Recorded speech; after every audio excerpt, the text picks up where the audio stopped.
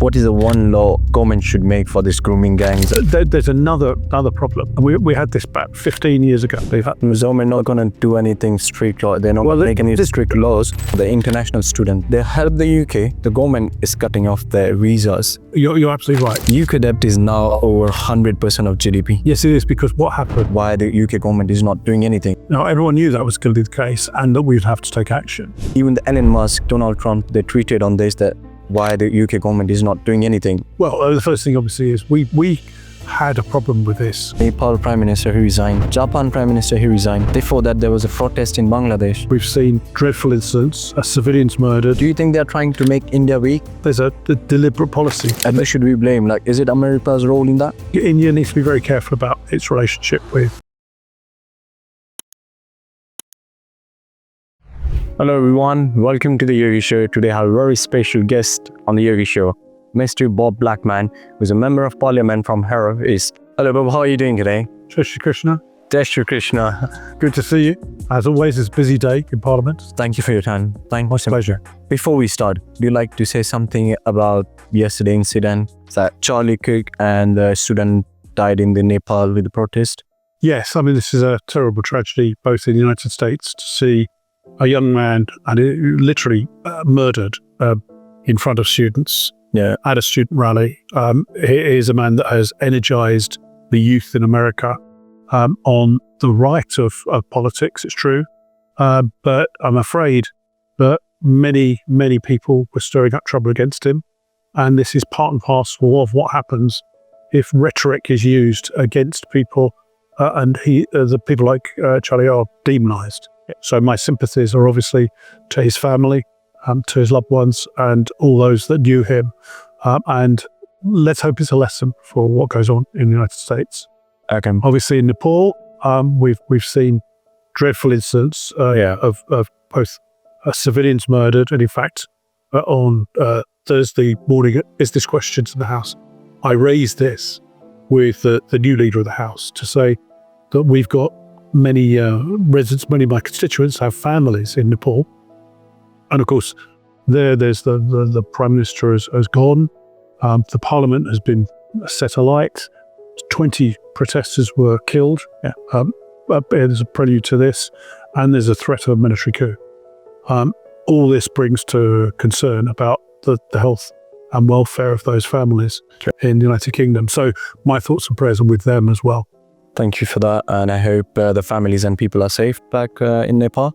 Indeed. So let's start. The graduate route, that has been it was 2 years before, and now they cut it to 18 months. Even after the international students bring lots of money to the UK, they help the UK for the development, they pay taxes, they help for the jobs, they do lots of things. But still, the government is cutting off their visas. They're making strict rules on that. Why? Are they not happy for the students to come here? Well, I think this is one of the key things. There's never been, from students coming from India or anywhere else, there's never been a limit on the numbers that can come. I personally have campaigned throughout my time in Parliament for Indian students in particular to be able to come to the United Kingdom to study and then return to India to enrich India. I've also campaigned and solidly for us to have different arrangements for UK citizens to go and study in India. Okay. Because I think there's a two-way street here that we could gain. And as we're trying to build that partnership with India, a friendship has existed over 300 years, but it's been very important that we've got Indian students come here, study here, and have a good feeling about this country, and then returning to India to help build the fastest growing economy in the world.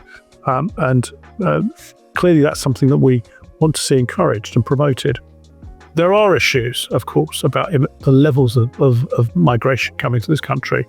But we're talking about legal migration. Yeah. People that are applying through proper visas, they're studying this country, and then provided they qualify in the right sort of way through their courses, then can then go on to work in this country for a period of time and then return to India. What we want is to build up that friendship. I think artificially removing that, I think, is a disastrous route, and I've called this out and campaigned against it. There is another issue, and that is, of course, Indian students bringing dependents with them and this is true for all international students. Okay. I don't see any reason why dependents should come with those students, because if they want to come here, then they should apply themselves and be judged accordingly.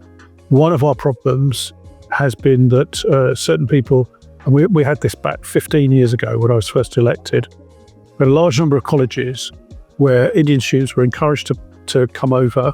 They paid their fees, but there was actually no education.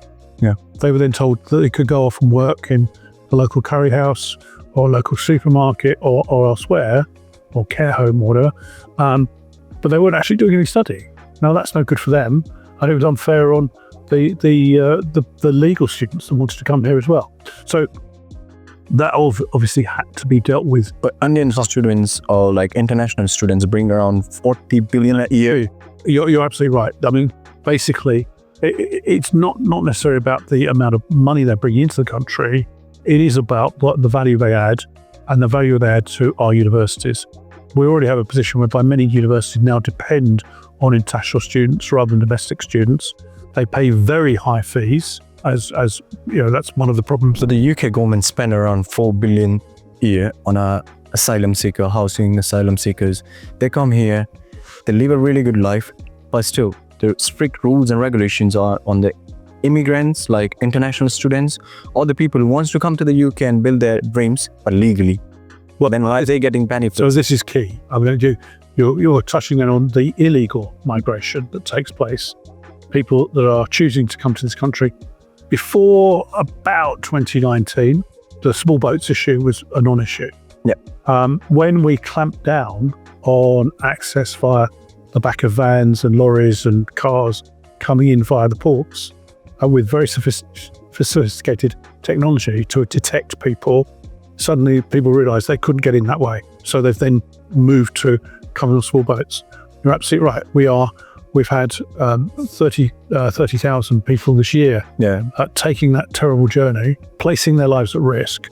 And all they want to do is come to this country for a better life. Now, we can't take everyone from all over the world. Sure. And equally, it's important that people that want to come here apply for visas, are given visas to work here or to study, that they do so properly and legally. Our problem now at the moment is we're coping with, literally since the last general election, 50,000 people coming here illegally. As you quite rightly say, they've been put in hotels, they've been given all sorts of punishments, and that they're in a position where they encourage other people to come and take that dangerous journey. And the people who discourage the people who should apply legally. Yeah. And I think this is part and parcel of the issue for us. And those people, unfortunately, often come from countries from which we have no connection whatsoever, and then demand that they be given access. Now, I take a very strong view, that we should basically try and stop them coming. That's the first thing. If they arrive here, they shouldn't be staying in hotels. They should be put in encampments or put in areas where they're controlled, and their case is examined. But if they come here illegally, in my judgment, they should be returned. Yeah. Otherwise, we're not incentivizing the people to come. The people who are doing the protests in front of hotels, what do you think about them? Are they doing on the right job? Well, there's another problem, and that is that the people that were doing protests in front of hotels were doing so because asylum seekers at those hotels had been charged, and in one case now found guilty through our courts of sexual misconduct against underage girls. Now, those people, in my judgment, their feet shouldn't touch the floor. They should be kicked out of the country immediately. They have no right to be here and should not be here. Therefore, the people of those areas, obviously Epping was the prime example, were protesting that these people were still being accommodated there, and their daughters were unsafe on the streets. True. We had other examples of young girls being basically not attacked, but approached by asylum seekers for sexual favours. What we do know is that of these 50,000 people who have come here, the overwhelming majority are young men. They're not. There are some women and children, but overwhelming majority are young men, and they then begin to look at the population. I've seen, like in a parliament, you raise this topic a lot of times about the predators and these people, about the things. Even the Elon Musk, Donald Trump, they tweeted on this that why the UK government is not doing anything. Do you think the Labour government are going to do it, or Conservative going to change this thing? Well, the first thing obviously is we had a problem with this going back over several years. When the small boats problem started, we had to examine how we stop this. And of course, it's a deterrent factor. That is the key issue. We battled for 3 years to get through Parliament laws that would allow us to detain people and then resettle them in a third country, which in our case was going to be Rwanda. The opposition, the Labour Party, fought us tooth and nail over this. The courts fought us tooth and nail over it, and we had to revise that legislation. We were ready to go last summer with the resettlement program in Rwanda. And what should have happened is that people should have been met off the boats, escorted straight to planes, and flown out of the country to Rwanda. Now, if that had happened, that would end the small boats problem, because people would realise that they were not going to be able to settle in this country. Unfortunately, when we lost the election, the Labour government came in and did away with that resettlement program immediately. So there's now no deterrent, because the reality is that people who come to this country, they'll know they're going to get accommodated in hotels. Yeah. They know they're going to get excellent treatment. They won't have to work. They'll just put their hands out and be given money. Well, that is a direct insult, frankly, to the people that have come to this country properly, legally, and have chosen to be the backbone of our economy. So what is the one law government should make for these grooming gangs and for the people who are doing this kind of... Well, grooming gangs is a different issue. Okay. Which I think we should be clear on. Grooming gangs, this scandal has been going on for many, many years. Okay. I was involved in the investigations on the Select Committee for Housing, Communities and Local Government. We did an investigation into the events in Rotherham and the events in Rochdale and other places. We discovered that it was principally Pakistani men who were acting as taxi drivers, who were literally exploiting vulnerable white women. And they're white girls, essentially. Most of those were young women who were in care of the local authority. So by definition, they come from broken homes. There've been problems with the parents. And those young girls felt rejected by their parents. Okay. So someone that showed them some degree of love and attention was going to be, oh, well, this is fine. Yeah. It wasn't fine. They were being ruthlessly exploited by extremely nasty individuals. That has been going on up and down this country for far too long. Many cases now have gone through the courts. Those people have been found guilty. And in my judgment, they should be forced to leave this country.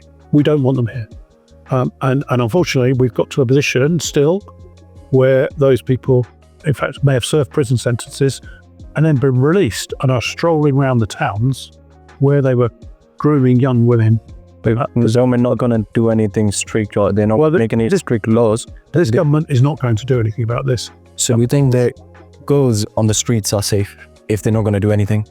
Well, listen, I'm not going to say every girl is unsafe, but there are risks here for young women going about their perfectly lawful business. But there's also the exploitation. It starts online, and people are groomed. It started with 1 or 2 girls outside schools being approached. We know that social workers failed in their duty, and in some cases, unfortunately, the other authorities, be it managers of local authorities, be it councillors, be it in some cases the police, even connived with these people to allow this sort of behaviour to continue. And it's unacceptable. Now we've got the government finally kicking and screaming to hold a national inquiry about this. And I hope that we'll have a position where the truth will come out and those victims will be protected, and the whistleblowers who knew what went on and raised the issues, but then were summarily sacked, are going to be equally protected by giving evidence about what happened. We are talking about the safety right now, but recently, an Indian guy who was traveling around the world on his bike. Yeah, I had his bike. Yeah, and his bike got stolen in Nottingham. Yeah. He went to the police, nothing happened. So do you think tourists are safe as well? Because they are coming here for Well, exploring the London, UK, but if they're not feeling safe, if the things are not safe, then why the tourists should come here? well, the fundamental issue in this country of law and order is ensuring that the police actually police crimes that matter. And these are the issues of violent crime, the crime against the person, the crimes against theft and other such arrangements. We've got a mixture now where the police are policing the internet and spending more time looking at what people say on the internet, which unfortunately is because of the law requires this. They're spending time doing that rather than actually apprehending people that are committing serious criminal offences. So it's all about making sure that the police are doing the right priorities, and I think that priority should be on making sure that people are feeling safe on the streets. But he says like on the first day when he went to the police, he didn't got any help. It was just, okay, we'll look after this or we'll look into this, that's it.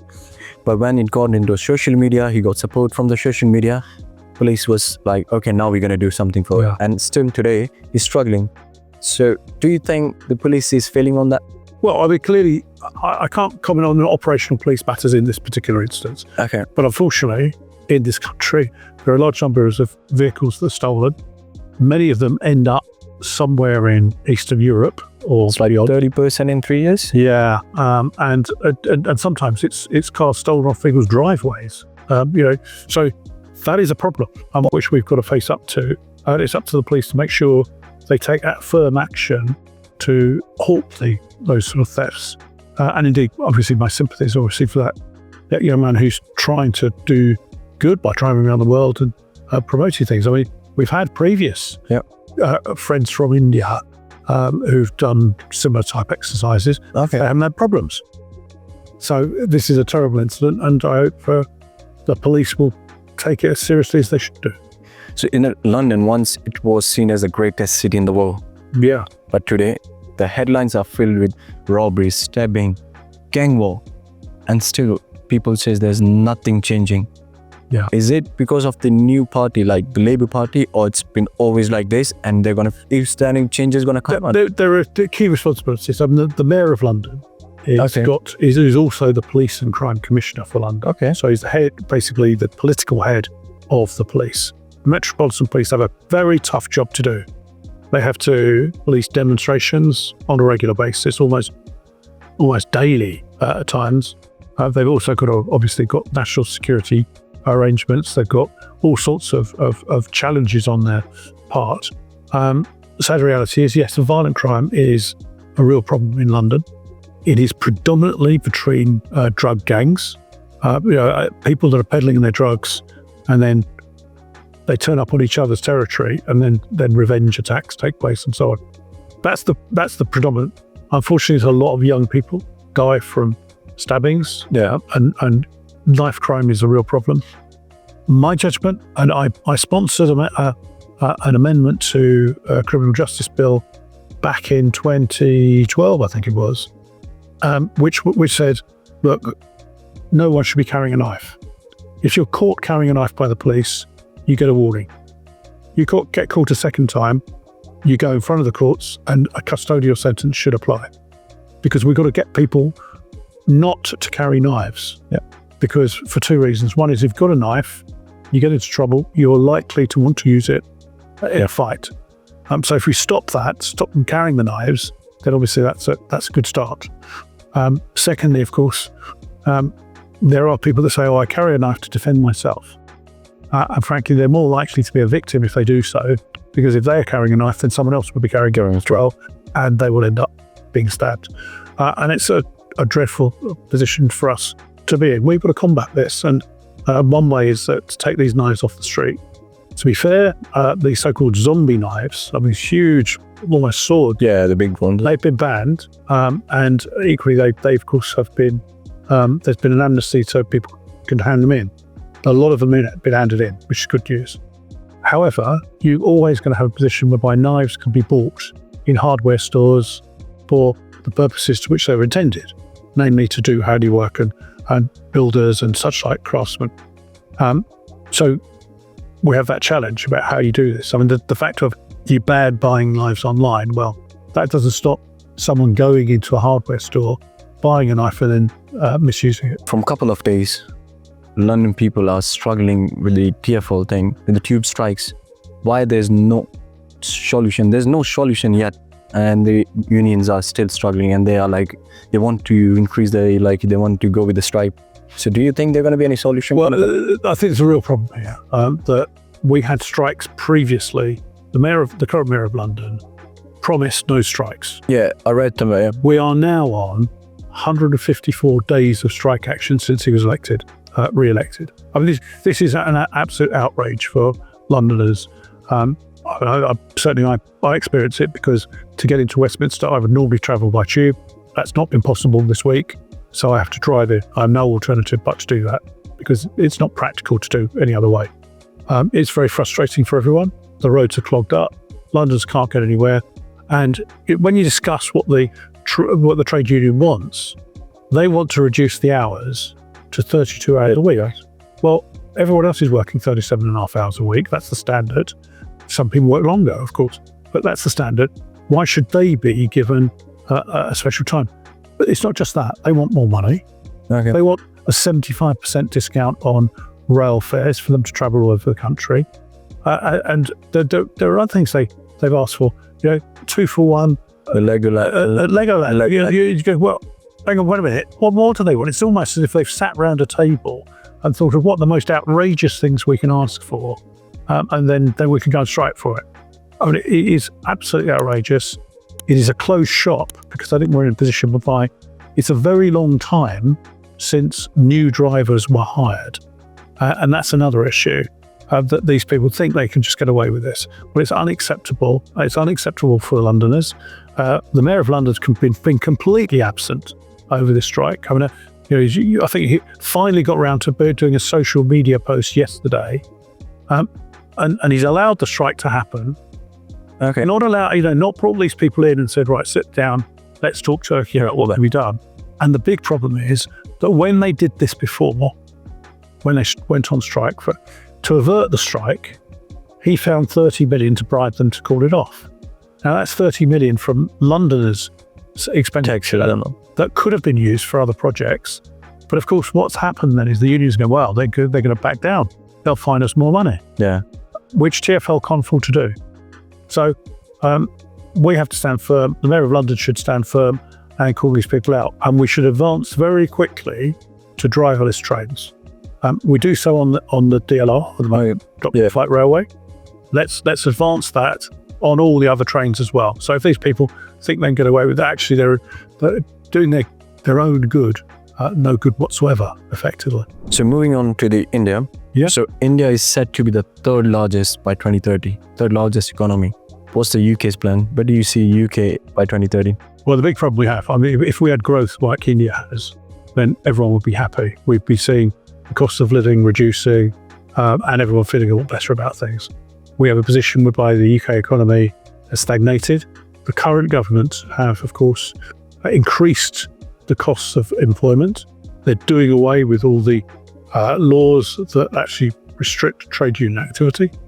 And so we're getting decisions now about companies choosing not to invest in the United Kingdom. That's really bad news.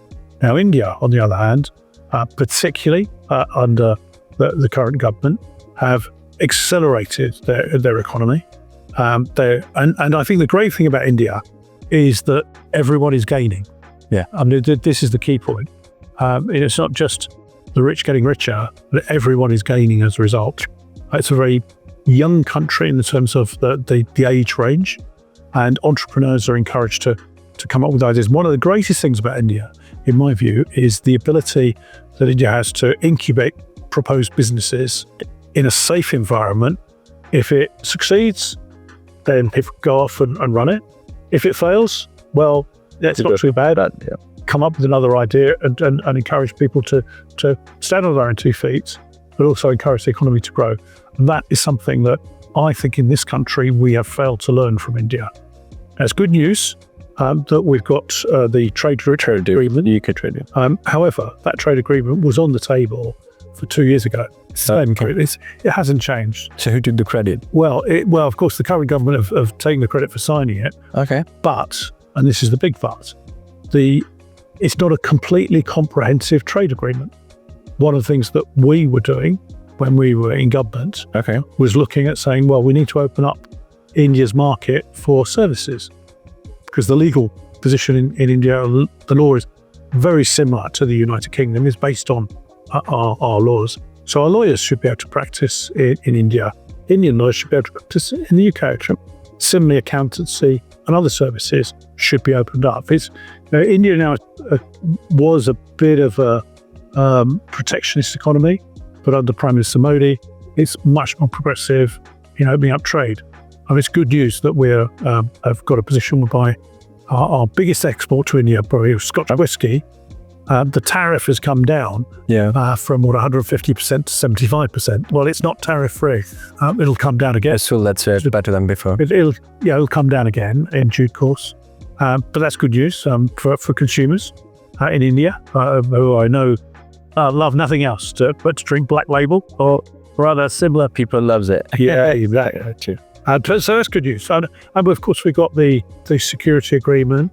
We've got other agreements in place with India, which give us the opportunity. Now, we used to be the third biggest investor in India, but I know we slipped down the league table, and India was the third biggest investor in UK. That's continued. I mean, that's good news. Just for doing it. And that's why I say that Indian origin people are now the economic backbone of the United Kingdom, because people have come here from India and worked, and that's what they all do, have forged new businesses and forged new literally business empires here, which is really good news, because it means people are employed and the entrepreneurial spirit continues. In wherever the Indian goes, they bring the business, they bring the ideas. Yeah. They've been all over the world. They're helping the economy. But still, Indians are faking the backlash in Australia right now, UK and US. There's so many countries, if I'll name it, like Indians are facing that problem. Why? If they are doing a great job for the country, if they're helping them, then why? Well, look, Indians used to run the East African countries' economies. What happened? In Uganda, Idi Amin came forward and said, well, everyone's got to leave. And you can leave with £50 in your pocket and the clothes on your back, and everything else has to stay. And elsewhere, right across there, I remember this when I was at school, and people arrived from India literally with next to nothing. And now those people, through their own hard work and efforts, have become extremely well off. I've still got friends that arrived during those times, and they've done extremely well for themselves. And it shows the entrepreneurial spirit. But the one lesson the community has not learnt as much as it should have done, because in East Africa, effectively, Indians ran the economies, but they didn't get involved in the politics. As a result of not getting involved in the politics and the governance of the country, then that gave rise to the likes of Idi Amin, etc., who then kicked people out saying, actually, we're all right now, we don't need you anymore. Indians have to learn that lesson. A few months ago, India faced a big terror attack. So even UK faced it like a couple of years before. Yeah, US did. There's so much of terrorism going around the world, but why the whole world is not getting like, let's make a strict rule against terror and let's be a one and fight against the terror? Well, I mean, obviously India faced that terrible terrorist attack emanating from Pakistan. Yeah. And Pakistan has been a state sponsor of terrorism into India for many years, and it hasn't ceased. And I have said very clearly what should happen is that Pakistan should, well, apart from the fact that they illegally occupy part of Jammu and Kashmir state anyway, they have camps along the line of control, which are terror camps. They train terrorists who then come into sovereign India and cause terrorist attacks there. And of course, there was that terrible attack in Pahalgam where tourists were being shot deliberately because they were Hindu. Yeah. Or other faiths. Do you think that's a way of dividing India by the religion? Because as I've been grown with the people, like all the religion, and we've been with one mindset that you don't see friends by the religion. Well, India is a secular country. Yeah, it's like we believe in unity. And the benefit, of course, is there are more Muslims living in India than there are in Bangladesh and Pakistan combined. So from that perspective, it's not based on religion. This is all about hatred for the country. We have, in the UK, we have an involvement long before any of us were born. The partition took place, and decisions were made. Okay, but moving on to the economy and housing. UK debt is now over 100% of GDP, which is like the highest since 1960. Who should we blame, Conservative or Labour? Well, all we can do is blame COVID. Do you think the COVID is the problem for that? Yes, it is, because what happened when Rishi Sunak was Chancellor and we had COVID, we had the lockdown, decisions were made to borrow money to keep the economy going and to actually cushion us so we could bounce back immediately after the pandemic was over. Now, everyone knew that was going to be the case and that we'd have to take action. The problem we now have is with the new government coming in, instead of bearing down on that debt, they've chosen to increase the debt, and obviously interest rates have been such a high level, especially long-term interest rates now, as a result of which we're paying huge amounts of money in interest on that debt. Okay. Now, the plan was always you can't reduce that debt immediately. It has to be planned over a period of time. The problem the current government have now is they failed to start paying that debt down. I mean, I always find it entertaining because when you go to the United States, every year they seem to have this battle over the cap on the debt. Yet every time they keep increasing the debt. Every country seems to be in debt, so it's not quite clear to me who owns all this debt. And at some stage or other, someone's going to say, well, enough's enough. So it is a challenge for the UK government. We're seeing what's going on in France. France now, the government has fallen because their then Prime Minister wanted to actually impose reductions in expenditure to start repaying their debt and live within their means. But the politicians say, no, we don't want to do that. Because the problem is we have a short event horizon between elections for any government, whereas we're looking in terms of UK debt over a 30-year period. So that transcends several different governments before you actually get to that end. And unless there's political agreement to actually reduce that burden of debt, then it's never going to happen. So as you mentioned about Rishi Sunak, on the social media, it's trending now that Rishi Sunak come back.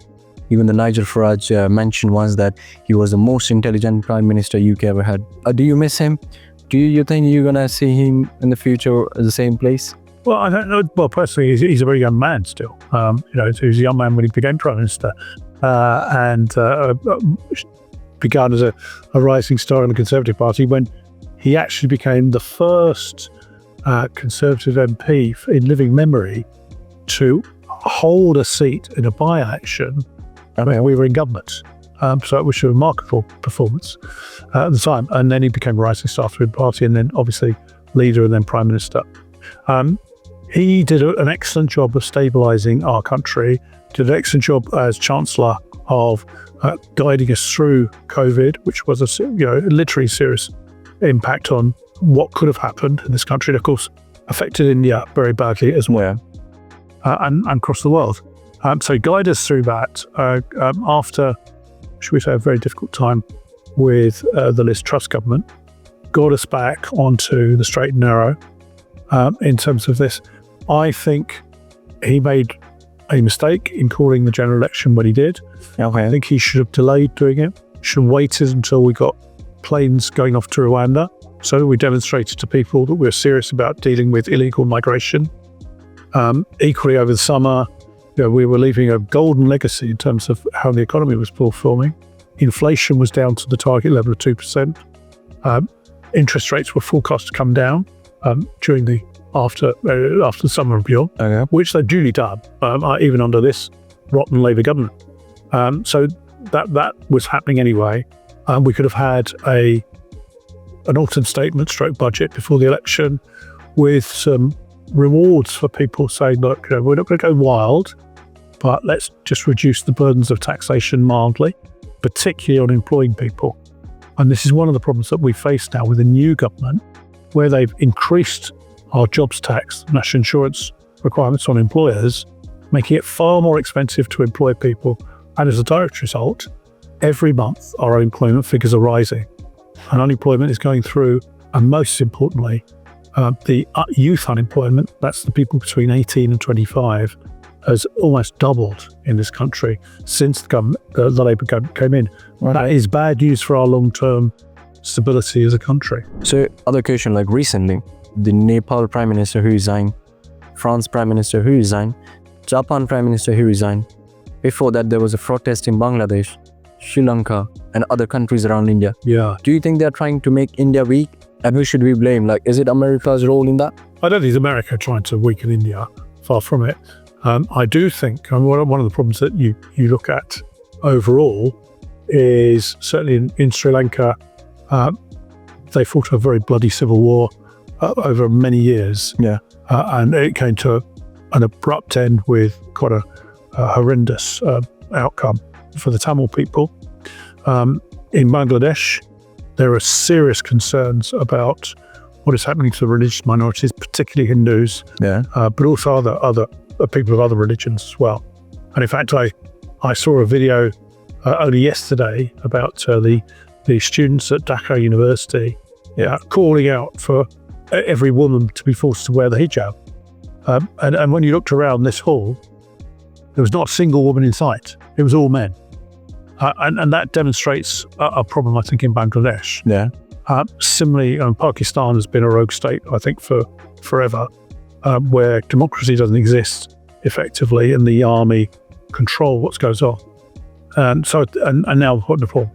I don't think it's there's a deliberate policy, but India, I think, always has to be wary of what's going on.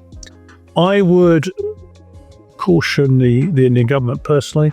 I went to Sri Lanka something like about 13 years. Have you ever been to India? I've been to India many times. I've been to 14 of the 28 Indian states. Okay. Have you been to Rajasthan? Yeah, well, yes, but I have been into Rajasthan. Yeah. Okay, that's great. And indeed, my last visit, I went to Jaipur. Okay, the famous city. It's a big city, yeah. But no, in Sri Lanka, we saw it firsthand that the Chinese had basically developed an international airfield and an international deep sea port. Now that's the bottom of India. China is invading itself in East Africa and beyond, for demanding minerals in exchange for whatever people want. That encircles India that way, and then obviously there's the acquisition of land from India that's taken place through the diversion of rivers in the northeast of India, and I suspect that China is behind the other issues that are going on in Asia.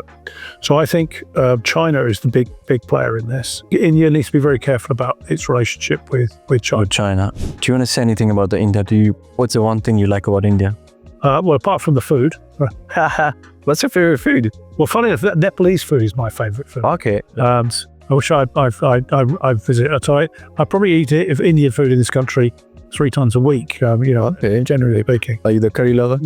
I love curry. Yeah. What is my favorite dish? I know. Actually, the Nepalese dish is gurkha chicken butwa.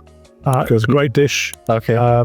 Chicken madras, otherwise for an Indian dish, and we have a special arrangement that we have with our curry. Bro, when you went to India and in the Jaipur, have you tried the traditional food of Rajasthan? Yes. Yeah. The dal bati churma? Dal bati. Where on Jaipur, I was met, obviously supporters, and when I was met in Jaipur, at one stage, I had 24 okay, we floral tributes around my neck. I mean, you couldn't see me. A celebrity there. Yeah, indeed. And then we went off. We did the ride on the elephant ride. Okay. Yeah, which is fascinating. Was bringing on for dear life at the time. Okay. But good fun. So moving on to other one, if your party come back to the power, what's your plan? What are you guys going to change for the country? So where we are now, obviously, is having suffered the worst defeat in our political history last summer. We're now in the stage of we've got a new leader, we've got a new set of policies. We are spending our time developing these policies so we're ready. Also, having not just policies, but a process by which we'd implement those policies. And we've got to rebuild trust with the British people. They've got to want us to be incumbent again. And part and parcel of that is And one of my roles is chairman of the parliamentary party. Our job in Parliament is to regain the trust of the British people, but also have a tangible programme that people can say, okay, yeah, I agree with doing that. And actually I can see how you can do it. As opposed to making promises that people say, well, yeah, all very well, but you had 14 years of doing this, why didn't you do it now? So we've got to be realistic about this. And it's going to take time to rebuild that trust. So we will have a policy which will eliminate illegal migration. Okay. We have policies to reinvigorate our economy, create jobs in the country, reward those people that work hard and play hard. We want to reduce the welfare bill considerably, because that is a terrible strain on our budgets overall, and as you say, our GDP. Yeah. We want people to stand on their own 2 feet. We want people to contribute. When people want to come to this country and work, they should be encouraged. If they don't want to work, then they shouldn't be allowed to come here. And one of the things we did during that period of time when we had George Osborne as Chancellor and David Cameron was talk about a long-term economic plan, and actually we became the job centre of Europe. We created more jobs in this country than the rest of Europe combined. Okay. So that was an outstanding position. We've got to get back to that. So it's almost a complete reverse of some of the tax policies that Labour have. They are a high tax, low growth type of party. We want to be a low tax, high growth government when we come back. Okay. The people right now, the English people, the British people are taking their flags out. They're putting that. People are giving lots of name, racism, this, that. But being a proud as an Englishman or born in England and showing your flag, is it wrong? No. I mean, basically, I encourage everyone to celebrate the country. Everyone is proud of their country. At times when the great times are when, for example, we have the World Cup of cricket or the World Cup of football, and people of different countries will display their flags. I have nothing against that. They're fine. You may still have an allegiance to the country. And of course, especially young Indians will always celebrate the flag of India. And we've had this great summer of cricket between England and India. What a great test series. True. That was really nice. Fantastic. It's and the fact that there's great cricket played. Do you watch cable? I'm great. Your favorite player? I still play. Oh, is it? Okay. Albeit not very well.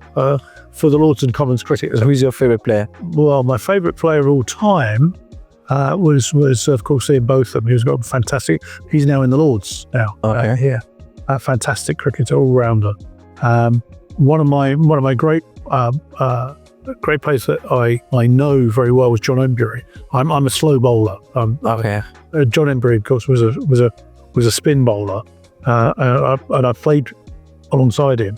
And when he would bowl, it was like seeing a fast bowler bowl, but it spins instead. Okay. It's quite entertaining. So I mean I think that's what we should be encouraging. We'd be encouraging pride in our nation.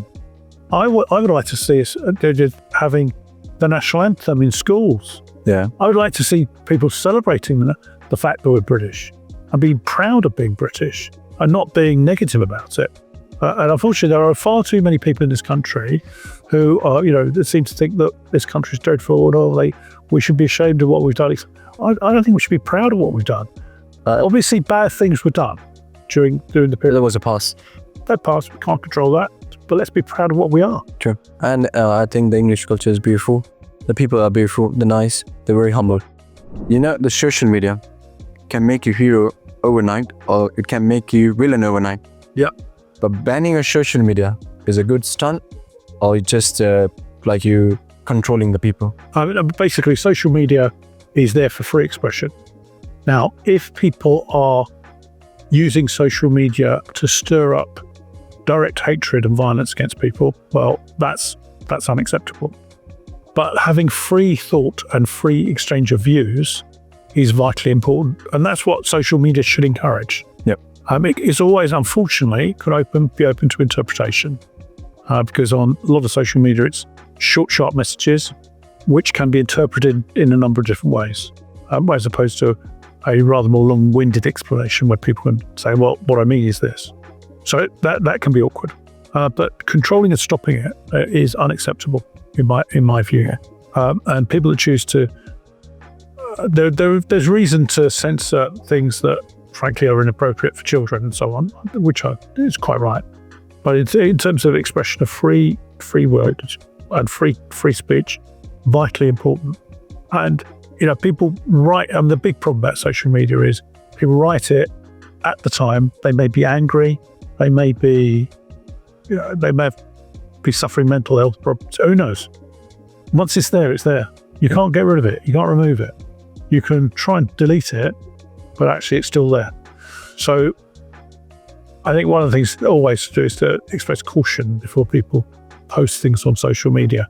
It is instantaneous. I feel so much of positivity from you. I feel like you're a very positive person. From where you get this positivity? Who's your inspiration? Like, where you get this energy? Well, basically, I've always been the sort of person that speaks up on behalf of people who can't speak for themselves. So at school, I was my class representative on the school council every year. So you've always been like that. head boy. Okay. And I went to university studying physics and maths. I was on the student union executive for all 4 years. I became sabbatical president of my university at Liverpool. And then I was a councillor. Were you planning from when you were a kid? Yeah. Planning I want to be the member of parliament. I wanted to be a member of parliament. Okay. And it took me a while to get there. I mean, I was a councillor in London Borough of Brent for 24 years, leader of the Conservative group for 20 years. I led the council for 6 years and deputy leader when we had a coalition for 4 years. So always done that sort of role. It took me 4 goes to get into Parliament. Defeated in 1992, 1997 and 2005. And it wasn't until 2010 I finally got hit. I'm pretty sure Harrow East is very proud of you. Well, I don't know. People are happy to have. The good thing is that at the last general election, when for my party it wasn't a great time, I got still 53% of the vote and kept more or less the same vote as I'd got in 2019. And I'm the only Conservative MP that was returned with more than 50% of the vote. Oh, wow. So, yeah, I think the people of Harrow East know what I'm like, what I do. I'm working, I'm more or less doing something for the constituency 7 days a week. So what's your plan for the Harrow East? Because as I was living in the Harrow area, and the way it's going, it's really beautiful to see every day Harrow, the development there. So what's your plan toward Harrow East? Well, obviously, I work hand in glove with the council. Fortunately, in 2022, we got control of Harrow Council for the first time for a long time. And we've seen the improvements that have taken place over the last 3 years. Severe action on fly tipping, which is the bane of everyone's existence. That's down by a third. A lot of money now being invested in roads and pavements to renew those. That's good news. 1 hour free parking was introduced by the Conservatives in Harrow. Okay. That's a huge benefit to local businesses. People now know they can go to their local shops, do their bit of shopping and then move off and know there'll be a parking space there because they turn over. Because people say, I'll park free for an hour, don't have to pay, so I'll move off. So that's working extremely well. Development of housing has been slow, I have to say, but it's slow all across the country now, unfortunately. The big issue for us is making sure there are places for people to live that want to live in Harrow, and indeed making sure that we continue to be a safe borough for people to live in. Harrow is the second safest borough in London in terms of crimes committed. We have had problems. Every borough's had problems, which means we constantly have to be on our guard against this, but that's part and parcel of it. I want to see us continue to develop. We've got the Royal National Orthopaedic Hospital in Stanmore, specialist hospital on spinal injuries, and now rated in the UK as being the second best hospital in England, which is good news. That's a big achievement. We have Northwick Park, which is number 23 on the list.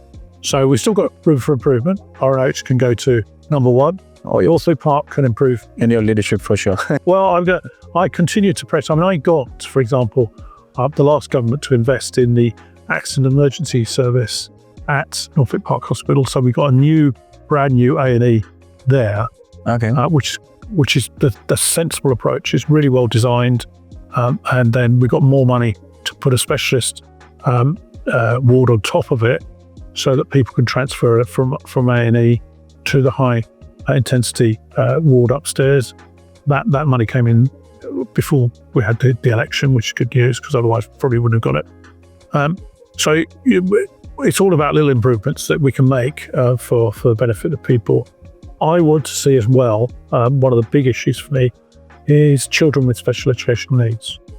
We want to set up a school in Harrow for those children that can't cope in mainstream education and can't go to our special schools in Harrow at the moment, who now at the moment get sent a long way away, often each day, and spending an hour and a half each way on a coach to get to a school. We want to have a school there in Harrow where those young people can go and be helped and assisted, because the numbers of children who mercifully are living longer with often disabilities, we need to actually ensure those children get the best possible chance of a start in life. So before we finish, what's the top 3 advice would you give to the young generation who wants to be a leader in the future and who's dreaming to become a member of parliament? What advice you got? Well, the first thing is start young. Because it's a long, hard struggle. Because if you think about it, thousands of people say they want to become MPs. Only 650 can be MPs at any one time, and large numbers of those are here for a long time. So the chance of getting here is limited, and if you don't start young, there's a risk that you run out of time. But equally, make sure you invest in your education. And make sure you get the best possible education you can. Make sure you try and build a career first, and get some money behind you, as well as some life experience. If you want to become a councillor, in my judgment, it's always the best way, because some strong advice I think from everyone is, if you don't like being a councillor, you'll hate being an MP, because it's basically the pastoral work of a councillor is multiplied 9 or 10-fold when you become a member of parliament. So it's a really good start in political life, to be a councillor. Of course, you can be a councillor and have a job outside, which is what I did for 24 years. So from that perspective, yes, you can do that, and I would encourage people to do it. You've got to join a political party of some description or other. I'd obviously encourage people to join the Conservative Party, because that's the party that stands up, particularly young Indians. The reality is that we are the party. If you look at our values, they mirror Indian values, definitely. And we've had Rishi Sunak, the first Indian Prime Minister. He was India was very proud of him. Yeah, of course, and they should be. But Priti Patel, first Indian Home Secretary. I could go through. She's a very strong lady. She is a brilliant lady. Now come back to be Shadow Foreign Secretary, and she may be short, but she packs a real punch in the chair. Very bold and very strong lady. And the thing is that is very important in this process is, in our party, people succeed on their merits. We don't look at the colour of their skin, their sex, their sexuality, or anything else. What we look at is their ability. And those glass ceilings have been broken every single time. And it's the Conservative Party that's broken those ceilings. Our opponents, Labour, have never had a female leader. They've had an acting leader, but never a female leader elected. They're at the moment, they're celebrating the fact that they've got women on the front bench. Yeah. Well, that's the first time they've done it, but only after we've done it and promoted people that deserve to be promoted because they're the best people for the job.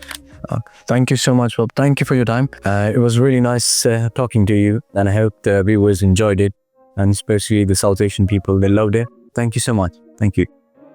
Thank you.